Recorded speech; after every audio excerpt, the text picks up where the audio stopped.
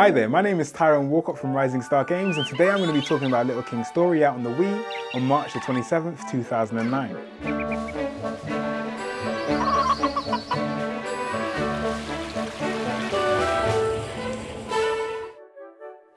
The adventure is set in the land of Alpoco. Like in most fairy tales, it's in a place far, far away.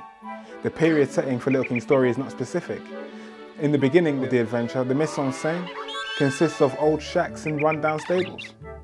Further on in the adventure, one of the kingdoms to conquer has technology, so televisions and other modern appliances make an appearance. Some of the neat gameplay features that become apparent when you're actually playing and you start getting deeper into Little King Story is the fact that the landscape is huge, it's expansive. You'll find yourself in one area where you've got sweets and all sorts of different things, and then you go into another area where it's really haunted. To get from that cutesy area to that area take you forever.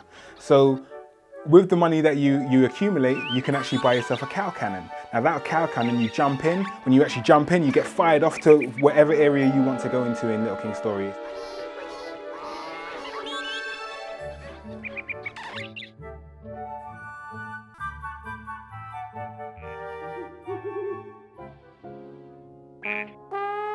The design was developed from scratch.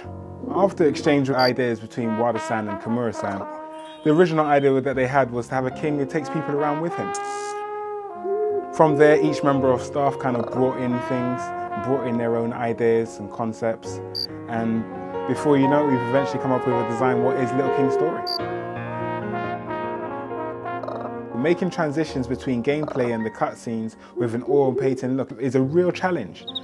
But they've been motivated and driven the whole way through the development process, and now look what we've got.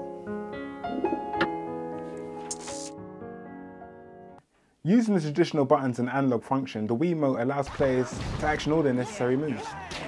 The controls are very accessible as they are, and really we found that it would have been unnecessary actually implementing the motion sensor from the Wiimote.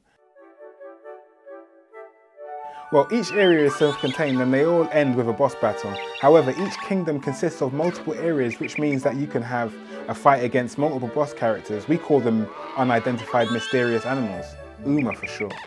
You cannot meet UMA unless you have expanded the area with the special abilities from specific job roles that you get within Little King Story. Right, for example, the path to a new area or kingdom could be blocked by a massive tree trunk which can only be cut down by the lumberjacks.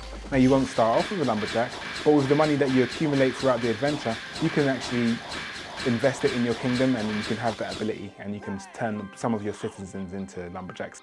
So throughout the land of Alpoco, you'll find that there are different kingdoms to actually conquer.